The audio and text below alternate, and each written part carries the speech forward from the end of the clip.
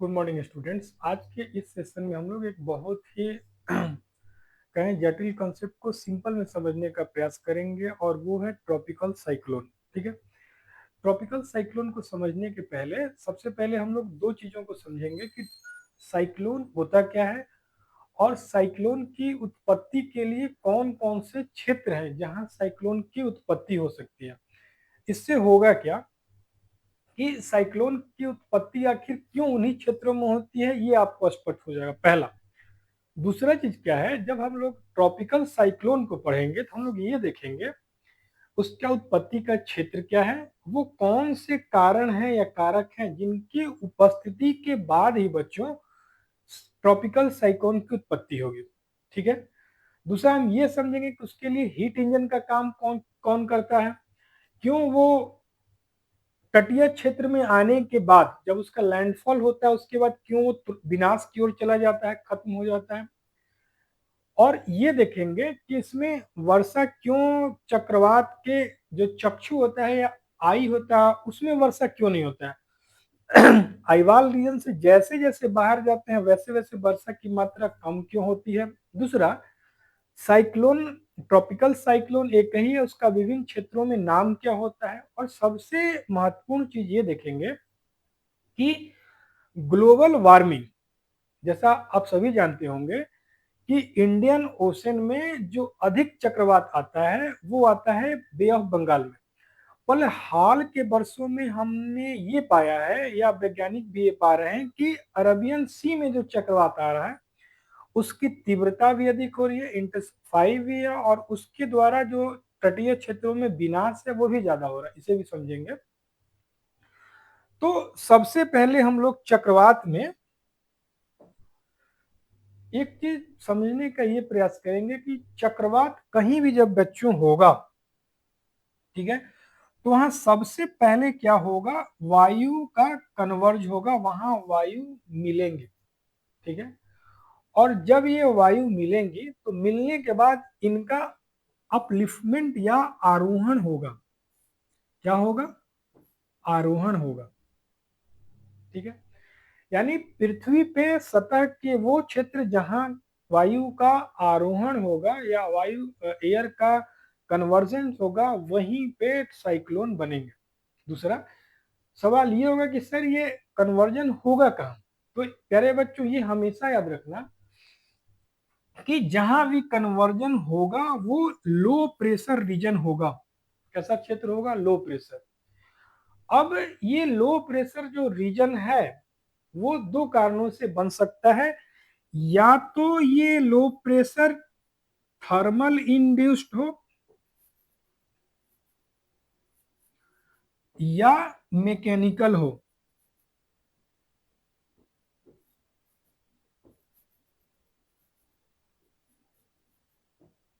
क्या हो? या तो थर्मल इंड्यूस्ड हो या तो मैकेनिकल हो।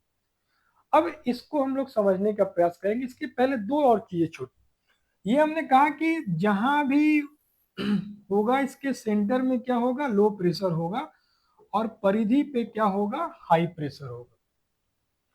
और हवाएं परिधि से केंद्र की ओर प्रवाहित होंगी। अब इसमें एक चीज याद रखिएगा, यहाँ पे फेरल के नियम के अनुसार जब हवाएं चलेंगी चक्रवात में, तो जैसे मान लीजिए ये समान इसकी हवा चलने की दशा है, पर यहाँ हम पाएंगे ये कि अगर ये चक्रवात नॉर्थ हेमिस्फीयर में उत्तरी गोलार्ध में बनेगा तब ऐसी दशा में ये हवाएं जो है एंटी क्लॉकवाइज मूव कर जाएंगी। किधर मूव कर जाएंगी? Anti clockwise. ये हवाएं एंटी क्लॉकवाइज मूव करके आएंगी केंद्र की ओर। और यही अगर चक्रवात साउथ हेमिस्फीयर में बनेगा तो इन ये लो प्रेशर है और यहां से अगर हवा आएगी तो इन हवाओं में जो आपका होगा वो हवाएं आपकी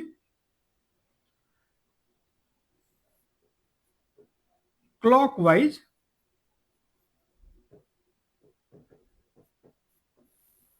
मूवमेंट करेंगे। यानी अगर चक्रवात उत्तरी गोलार्ध में बनेगा तो उसमें हवा का जो मूवमेंट होगा वो एंटी क्लॉकवाइज होगा, ठीक है। और अगर वो साउथ हेमिस्फीयर में होगा तो किधर होगा, क्लॉकवाइज होगा, ठीक है। ये सामान्य हवा, ये भी याद रखिएगा, ये सामान्य हवा जब हम कभी डिस्कस करेंगे हम लोग, तो सामान्य हवा में जो विक्षेपण होता है उसका उल्टा जो होता है साइक्लोन में होता है। अब एक चीज और यहाँ देखें, हमने बात की कि कहाँ कहाँ साइक्लोन बन सकता है, तो दो चीज आप स्पष्ट रखिएगा। 0, 30,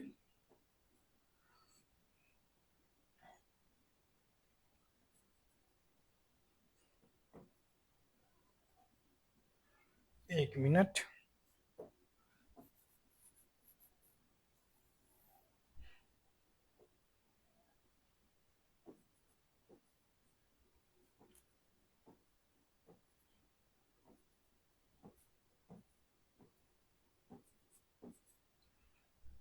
इधर भी इसी तरह कर दें, 30, 60 और 90।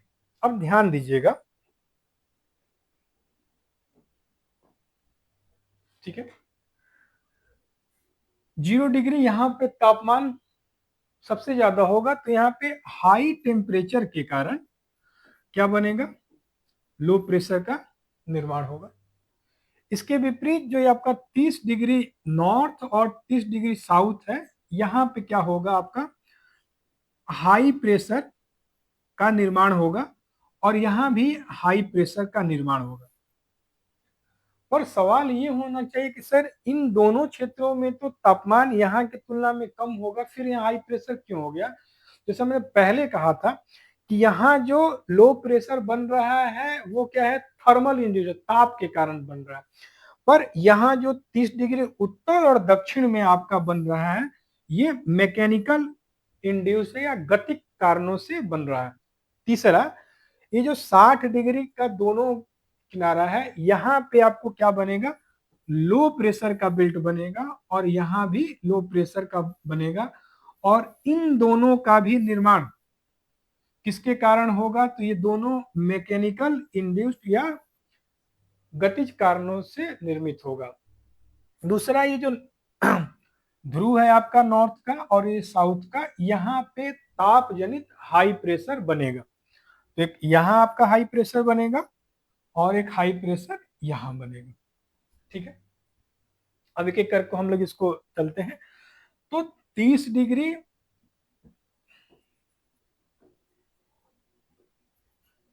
30 डिग्री उत्तर और दक्षिण से जो इक्वेटर की तरफ हवाएं चलेंगी उसको ड्रॉ करें, ठीक है। इन हवाओं को आप जानते हैं क्या कहते हैं हम लोग, स्टर्लिज या ट्रेड विंड कहते हैं। इसके लिए कोड वर्ड हमने क्या लिखा है, ई और टी। जैसे जैसे हवाएं 30 डिग्री से 0 डिग्री के पास आएंगी, गर्म होंगी और गर्म के कारण हवाओं का क्या अपलिफ्टमेंट होगा या आरोहण होगा,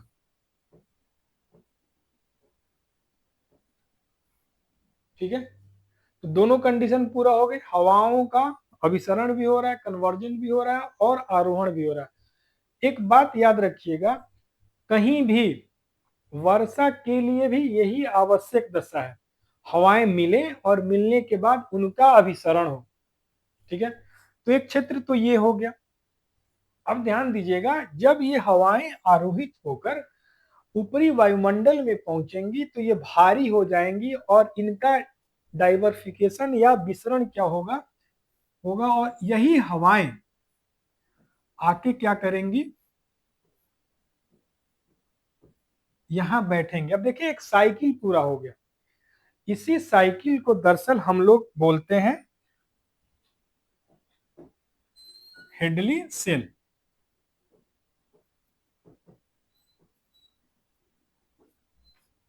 पहला। दूसरा, ये समझने का प्रयास करेंगे कि 30 डिग्री से जो एक हवा चलेगी 60 की ओर, उसको हम लोग कहेंगे वेस्टर्लीज, वेस्टर्लीज। और जो 90 डिग्री पोल से जो 60 डिग्री की ओर हवा चलेगी, इसे हम लोग कहेंगे पोलर स्ट्रीम। तो ये पोलर विंड हो गया, ये आपका वेस्टर्ली विंड हो गया। वेस्टर्ली विंड और पोलर विंड। ध्यान दीजिएगा, यहाँ पे दोनों हवाओं का जब अभिसरण होगा तो दो चीजें आप स्पष्ट कर लीजिएगा। पहला ये बच्चों कि पोलर विंड क्या होगी, कोल्ड होगी, और वेस्टर्लीज क्या होगी, इसके तुलना में हॉट या वार्म होगी। दोनों का डाइवर्जेंस होगा और यहां से फिर क्या होगा, वायु का आरोहण होगा और फिर ऊपरी वायुमंडल में इसका अभिसरण होगा, पुनः इसका क्या होगा, अवतलन होगा और एक आपका साइकिल यहां बनेगा। इसी तरह दूसरे हेमिस्फीयर में भी सेम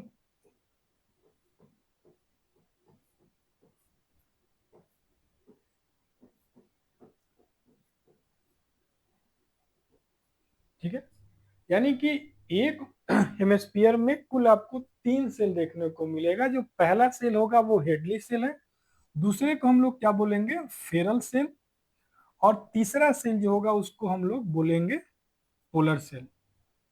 ठीक है, अब एक महाद्वीप में जो हम करेंगे उसी का रेप्लिकेट दूसरे हेमिस्फीयर में होगा, तो उसको हम लोग समझ लें।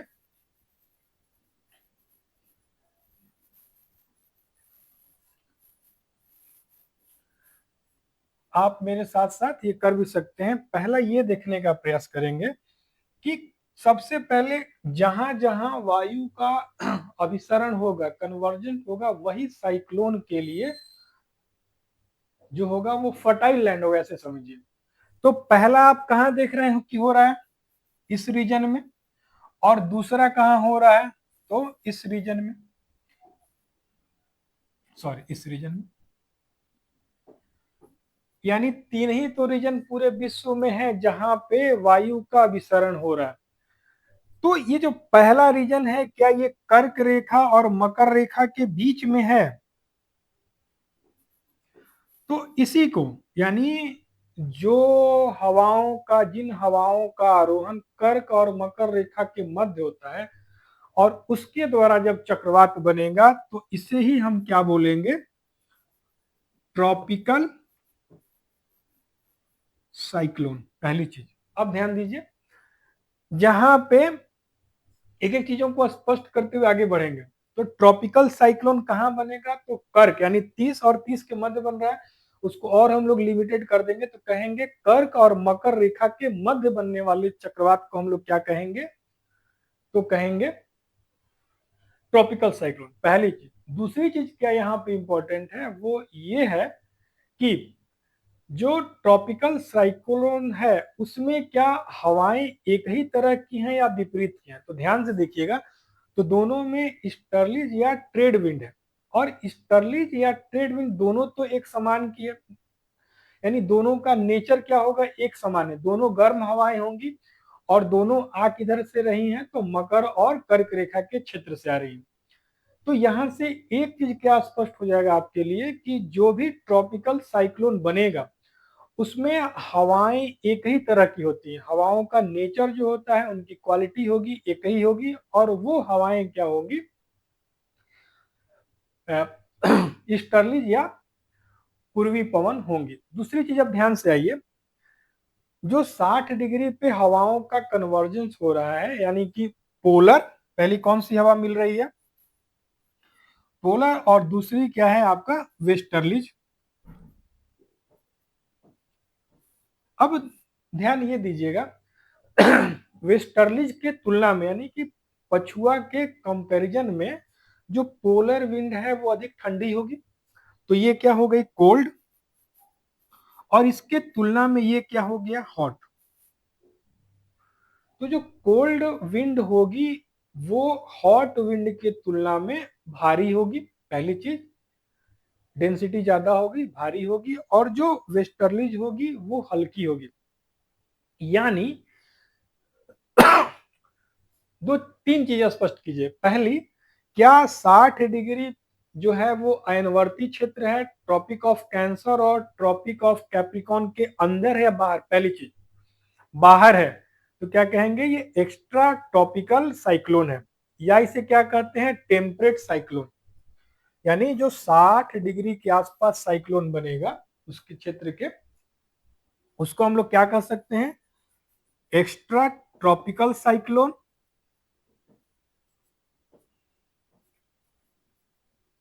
या इसे ही हम लोग टेम्परेट साइक्लोन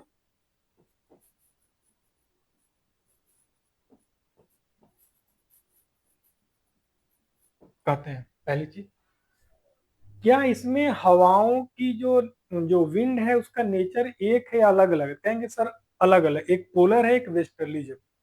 तो यहाँ पे प्यारे बच्चों जो बनेगा उसे हम लोग कहेंगे फ्रंटोजेनेसिस। तो जब ट्रॉपिकल साइक्लोन के बाद हम लोग टेम्परेट साइक्लोन की बात करेंगे तो वहां हम लोग देखेंगे इसको। दो चीज याद रखना,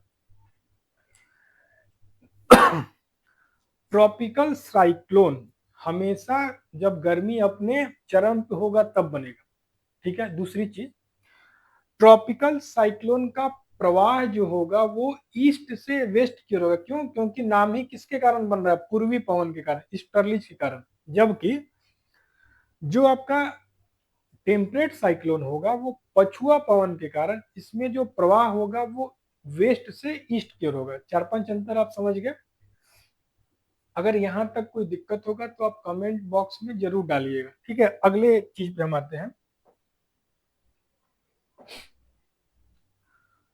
एक जो भी, तो अगर संक्षेप में अभी तक हम लोग बात करें ट्रॉपिकल साइक्लोन के बारे में, तो ट्रॉपिकल साइक्लोन में हमने बच्चों ये देखा कि ट्रॉपिकल साइक्लोन पहली चीज बनेगा कब, जब पूर्वी पवनों का अभिसरण होगा, पहली चीज।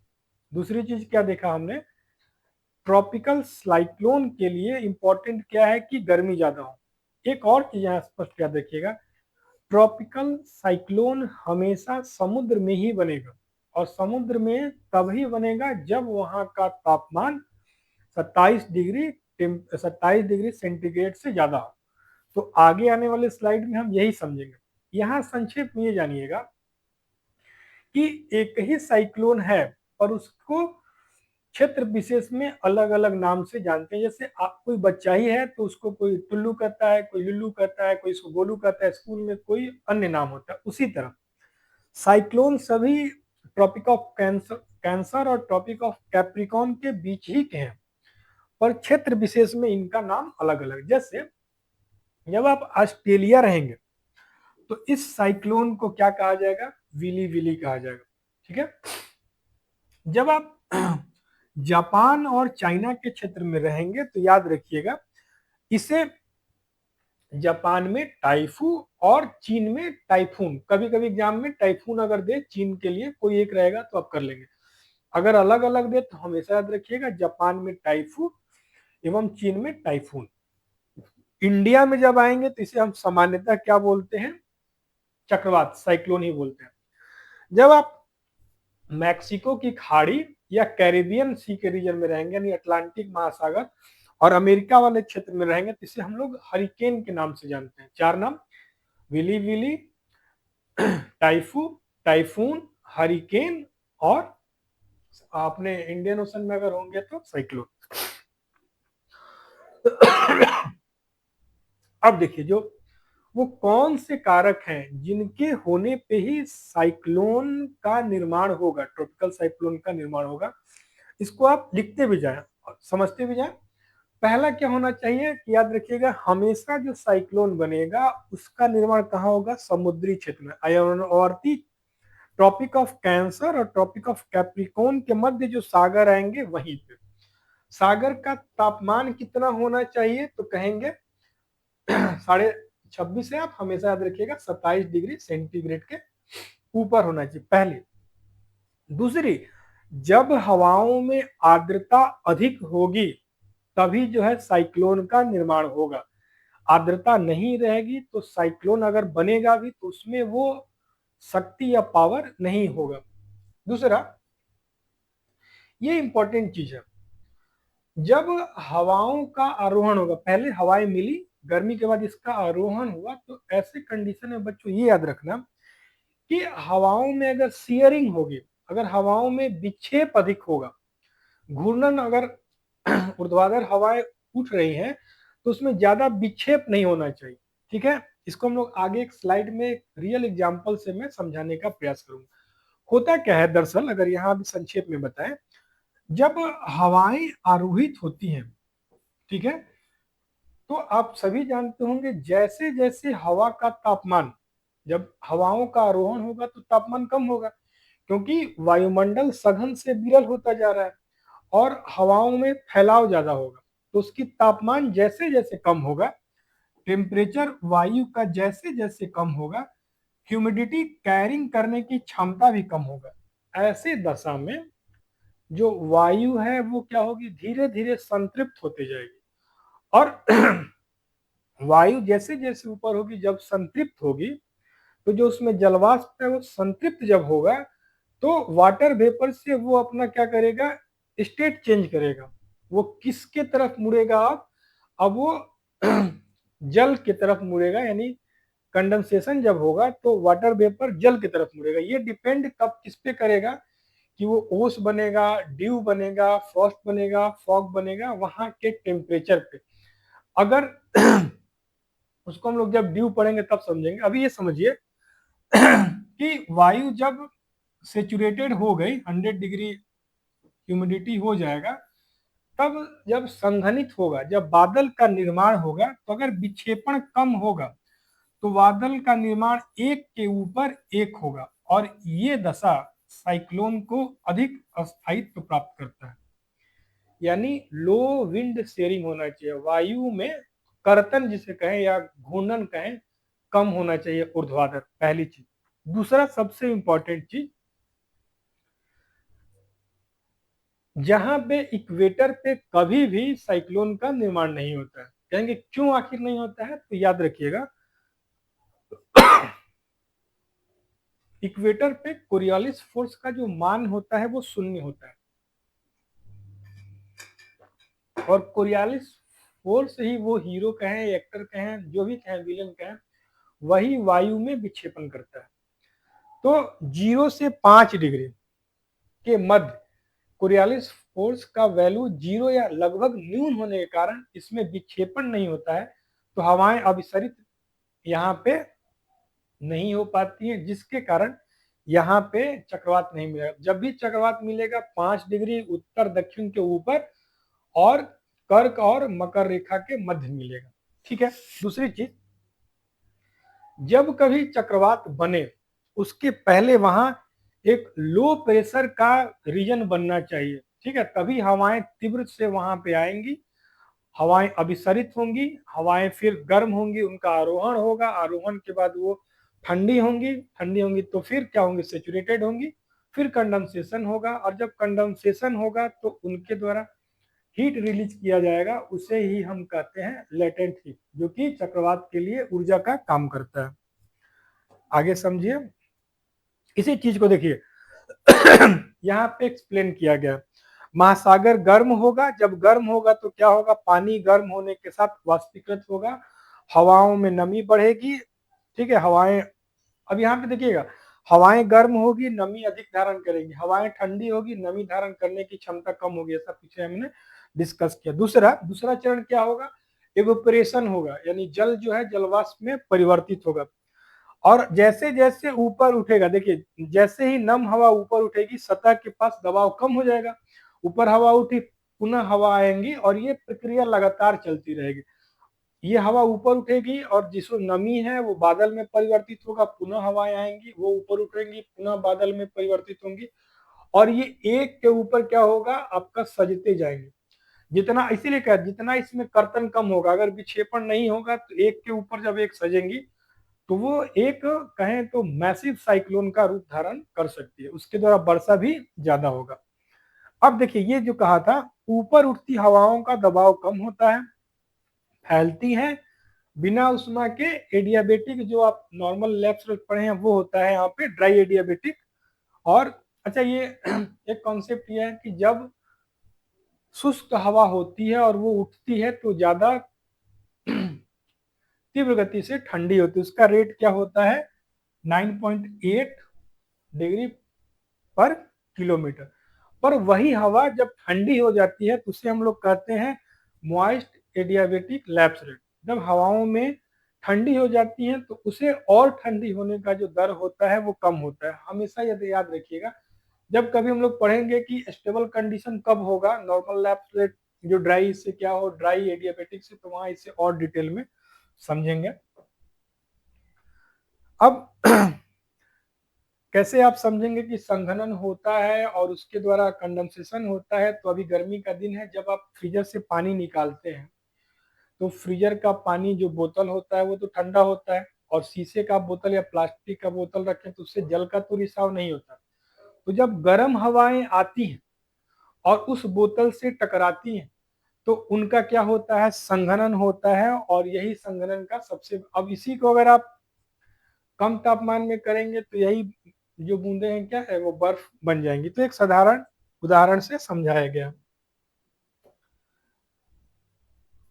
अच्छा, जो हमने बात किया कि क्यों इक्वेटर पे कोरियालिस बल शून्य होता है, तो उसको एक अगर सूत्र से भी समझने का प्रयास करें तो ये देखिए, ये तो m पृथ्वी का मास है, ठीक है, ये एंगुलर वेलोसिटी है, और ये वेलोसिटी है आपका, इसमें देखिएगा m sigma, sorry m sigma, और ये आपका v और साइन थीटा 2, और ये हो गया आपका कोरियालिस फोर्स। अब ध्यान ये दीजिएगा, मास तो कांस्टेंट है, ठीक है, एंगुलर जो आपका इसका मोमेंटम है वो भी है, वेलोसिटी बढ़ेगा पहला। पर अगर साइन थीटा का वैल्यू अगर 0 डिग्री होगा तो इसका वैल्यू भी क्या होता है, 0 होता है, जैसा आप जानते हैं। साइन जब 90 होगा तब इसका वैल्यू क्या होगा, 1 होगा। तो जब आप इक्वेटर के पास होंगे इस क्षेत्र में, तो यहाँ पे कोरियालिस बल का वैल्यू 0 होने के कारण यहाँ पे चक्रवात का निर्माण नहीं होगा, पहली चीज।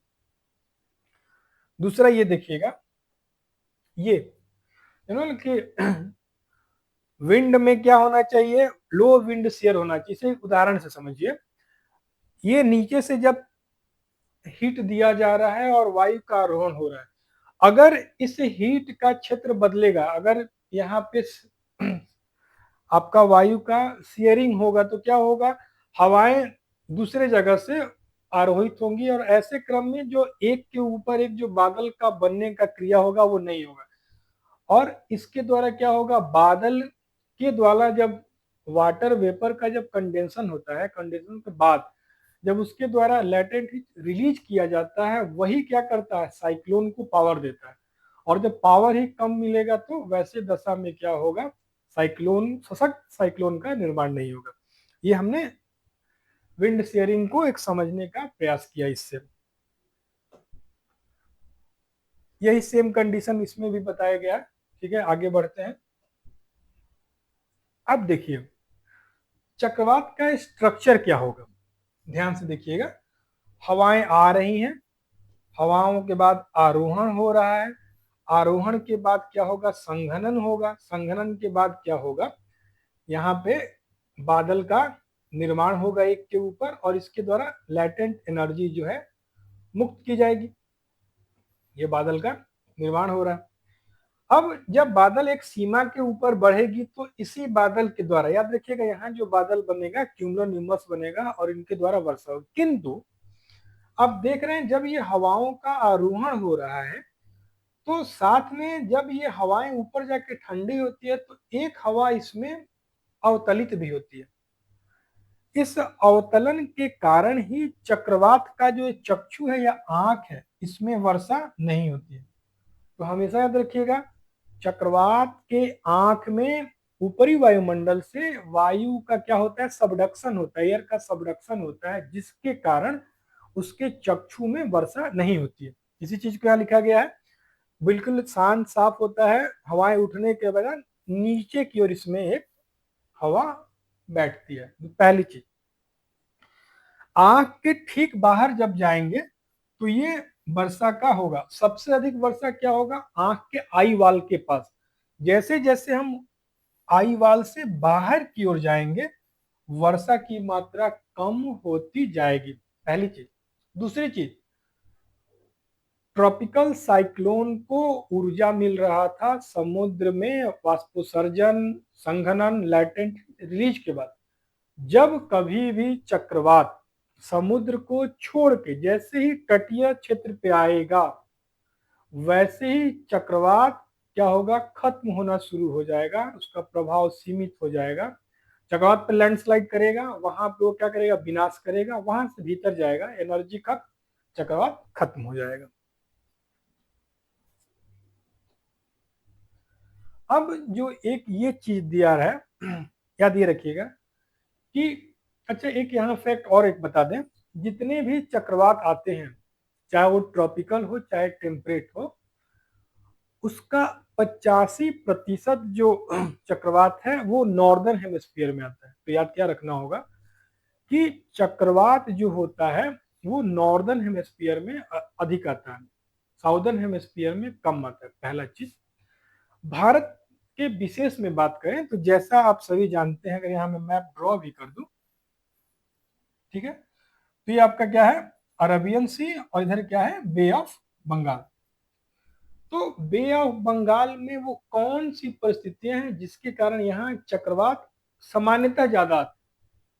ठीक है, पिछले कुछ वर्षों में ये पैटर्न बदल रहा है, पर अभी तक जो है आने का कारण क्या है, तो जो अरब सागर है, ध्यान से सुनिएगा, अरब सागर का तापमान बे ऑफ बंगाल से कम है।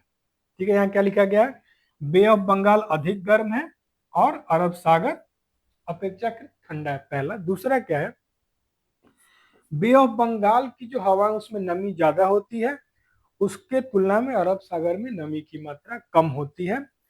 ठीक है, विंड शियर यहाँ कम होता है बंगाल की खाड़ी में, यानी जो जो दशा होनी चाहिए, नमी भी ज्यादा है, विंड शियरिंग भी कम है, तापमान भी ज्यादा है, इन तीनों के सम्मिलित प्रभाव के कारण ही यहाँ पे चक्रवात अधिक आता है। दूसरी चीज है, अंतिम बात, नदियों का मीठे पानी का है। अब एक चीज ये समझिएगा, जब हम लोग सैलिनिटी पढ़ेंगे, ठीक है, और जब हम लोग ओशन करंट पढ़ेंगे, तो वहां ये देखेंगे कि जब नदी मीठा होगा और एक नदी, एक आपका क्या होगा, उच्च लवण वाला क्षेत्र होगा, तो कहाँ डेंसिटी ज्यादा होगी। ठीक है, और डेंसिटी जब ज्यादा होगी तो उसके कारण सी लेवल में क्या अंतर होता है, और उसके कारण जल के प्रवाह को कैसे प्रभावित करता है। ये जब हम लोग ओशन करंट एक टॉपिक पढ़ेंगे आपके एग्जाम के पहले, तो उसमें हम लोग इसे और डिटेल में समझने का प्रयास करेंगे। ठीक है, तो चार कारण, पहला बंगाल की खाड़ी का तापमान अधिक होना, नमी का अधिक होना, विंड शेयरिंग का कम होना, और यहाँ के जल का जो सैलिनिटी है वो अरब सागर की तुलना में कम होना, इन चारों के प्रभाव के कारण ही बंगाल के खाड़ी को उष्णकटिबंधीय चक्रवात के लिए एक हॉट स्पॉट बोला जाता है। ठीक है, पर जो हमने बात कर रहे थे कि क्लाइमेटिक जो चेंज हो रहा है, क्लाइमेट जो चेंज हो रहा है, उसके कारण क्या देखा जा रहा है कि वाष्पोत्सर्जन अधिक हो रहा है, नमी ज्यादा मिल रहा है, पवन कर्तन कम कर रहे हैं, जिसके कारण जो आपका साइक्लोन बन रहा है वो अधिक विनाशकारी, या कहें उसमें पावर अधिक बन रहा है। दूसरी चीज क्या हो रही है, दो चीज आप याद रखिएगा, वाष्पोत्सर्जन अधिक होने के कारण, नमी अधिक होने के कारण वाष्पोत्सर्जन हो रहा है। पहले तो सबसे पहले तापमान अधिक होने के कारण वाष्पोत्सर्जन अधिक हो रहा है, वाष्पोत्सर्जन अधिक होने के कारण नमी की मात्रा ज्यादा रह रही है, और कर्तन कम हो रहा है, जिसके कारण ग्लोबल वार्मिंग ने क्या किया है कि साइक्लोन को संख्या बढ़ा दिया है। दूसरा, साइक्लोन में जो समय लगता था पहले, 5 दिन 6 दिन पूरा लाइफ साइकिल होता है, यानी साइक्लोन समय से पहले ही तैयार हो जा रहा है। ठीक है, सबसे पहले 24 घंटे के अंदर इसकी हवाओं में क्या हो रही, अचानक तीव्र गति, यानी आने वाले समय में अब साइक्लोन आपको कम समय देगा। ठीक है, और वो तट पे ज्यादा समय से पहले हिट करेगा, तो अब हमें प्रिपरेशन के लिए, यानी कि उस आपदा से निपटने के लिए कम समय मिलेगा। ठीक है, अब देखिए साइक्लोन जब है तो उसके लिए हमने क्या किया कि कैसे हम उसके लिए एक अपना डिफेंस मैकेनिज्म बनाए, तो जो हमारा एनएमडी है, ठीक है, उसके डिजास्टर मैनेजमेंट जो फ्रेमवर्क उसमें समझिएगा, एक तो जो स्ट्रक्चरल जो हमने बनाया कि पहले आश्रय बनाएंगे ऊंचे स्तर पर तटवर्ती क्षेत्रों में, वो करेंगे। मैंग्रोव जैसा कि हम लोग पढ़े हैं कि मैंग्रोव क्या करता है, क्योंकि ये बैरियर का काम करता है। जब भी चक्रवात आएंगे तो ये चक्रवात को स्लो कर देता है। दूसरा चीज,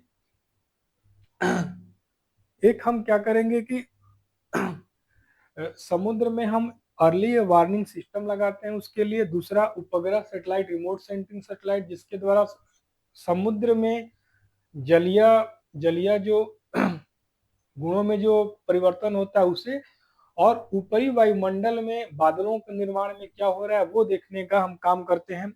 सामुदायिक जागरूकता, रेडियो चैनल के माध्यम से उनको पहले से उनका काउंसलिंग किया जाता है, उनको बताया जाता है कि चक्रवात आने के पहले आपको क्या क्या करना चाहिए, चक्रवात के समय क्या नहीं करना चाहिए, और एक इवैक्यूएशन प्लान बनाया जाता है। यानी एक स्ट्रक्चर बनाएंगे, लोगों को आप तैयार करेंगे चक्रवातों के निगरानी के लिए सैटेलाइट के द्वारा, अर्ली वार्निंग सिस्टम के द्वारा, और फिर उसको टेलीकास्ट करने के लिए रेडियो हो, मोबाइल, उसके द्वारा करेंगे। अब उसी को एक बार समझाने का प्रयास किया गया है। अंतिम स्लाइड में हम क्या देखेंगे कि इसके द्वारा क्या संदेश दिया जाता है, एक इसमें फिलोसफिकल एंगल क्या है वो भी समझ लें। जब वाटर वेपर को हम लोग नंगी आंखों से नेकेड आई से नहीं देख सकते हैं, किंतु जब ये वाष्पोसर्जन संघनन का रूप ले लेता है, ठीक है, और ये बादल में परिवर्तित होता है, यानी अदृश्य परिवर्तन क्या है, तो वाष्पोसर्जन है। संघनन क्या है, छोटी छोटी बूंदों का इकट्ठा होना। और जब चक्रवात बन के आता है तब ये क्या होता है हमें मालूम चलता है। उसी तरह इससे सीख क्या है आपका बच्चों, कि जब आप तैयारी कर रहे हैं तो आपके तैयारी का एक छोटा छोटा प्रयास ही वाष्पोसर्जन है, ठीक है। और इसमें निरंतरता होनी चाहिए, सियरिंग कम होना चाहिए। अगर सियरिंग ज्यादा करेंगे तो जो भी आप चीज याद कर रहे हैं वो एक के बाद एक एस्टिफिकेशन, उसका अस्त्रीकरण नहीं कर पाएंगे, और अस्त्रीकरण नहीं कर पाएंगे तो चक्रवात नहीं बनेगा, वर्षा नहीं होगा, यानी सफलता नहीं मिलेगी। इसका दार्शनिक इससे जो सीख ये था, चुपचाप मेहनत कीजिए, लगातार कीजिए, कर्तन सियरिंग कम कीजिए, फोकस होके अध्ययन कीजिए। तभी क्या होगा, आपका जो सतत प्रयास होगा वही जाके लास्ट में कंडेंसेशन जब होगा तो जितना प्रयास करेंगे वही लैटेंट हिट वर्षा के रूप में परिवर्तित होगा, हमेशा याद रखिएगा। ठीक है, ये इसका दार्शनिक सिद्धांत था। पढ़ने का कोई भी चीज, चाहे आप भूगोल पढ़े, इतिहास पढ़े, तभी आपके लिए ज्यादा फ्रूटफुल है जब आप प्रकृति या पीछे के इतिहास के घटनाओं के द्वारा आप सीखते हैं और उसको अपने जीवन में चरितार्थ करते हैं। ठीक है, तो हमेशा याद रखिएगा, सतत अभ्यास, बिना लो सियरिंग के अभ्यास, यानी कि कर्तन ज्यादा नहीं, डिफ्लेक्शन ज्यादा नहीं, लगातार, तभी जाके आपकी सफलता होगी। और ये हर फील्ड में, हर क्षेत्र में सबके साथ लागू होता है। लास्ट में 1 मिनट रिवीजन मैप, ठीक है।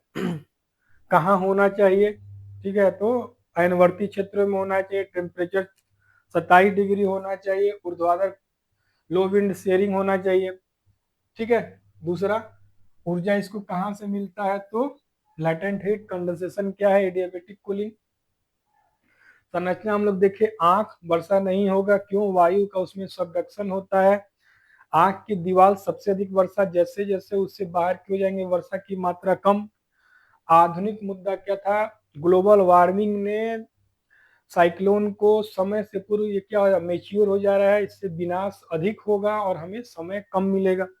पर इसके बावजूद भी हम क्या करेंगे, आईएमडी आपका है, इंडियन मेट्रोलॉजिकल डिपार्टमेंट जो है आपका, एनएमडीए है, इसरो है, ये सभी मिलके ऐसा एक निगरानी प्रणाली बनाएंगे जिससे आपको सूचना समय से मिले। ठीक है, पहले से स्ट्रक्चरल प्लान होना चाहिए, और कम्युनिकेट अगर हम अपने कम्युनिटी से करें, उनको अगर तैयार करें तो इसके प्रभाव को कम कर सकते हैं। बाकी हमने देखा है कि मैंग्रोव का इसमें क्या रोल है।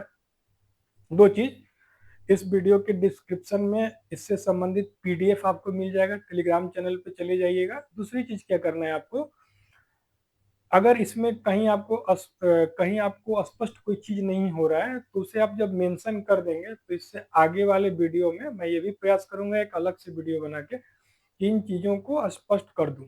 ठीक है। दूसरी चीज, अगला जो हमारा क्लास होगा एक, वो हम फोकस करेंगे कि जितने भी हमारे वर्ल्ड पे कॉन्फ्लिक्ट चल रहे हैं, चाहे वो रूस यूक्रेन का हो, वेस्ट एशिया का संकट हो, या साहेल रीजन का संकट हो, ठीक है, या साउथ ईस्ट चाइना का जो विवाद है, उस पे संबंधित एक वीडियो में लाने का प्रयास करूंगा। आप कमेंट में जरूर बोलिएगा कि इस सेगमेंट पे जो कॉन्फ्लिक्ट जोन बना है पूरे, उस पे क्या आप वीडियो चाहते हैं या नहीं। ठीक है। तैयारी लगातार करते रहें। ठीक है। और कोई भी दिक्कत हो तो आप कमेंट कभी भी कर सकते हैं। धन्यवाद।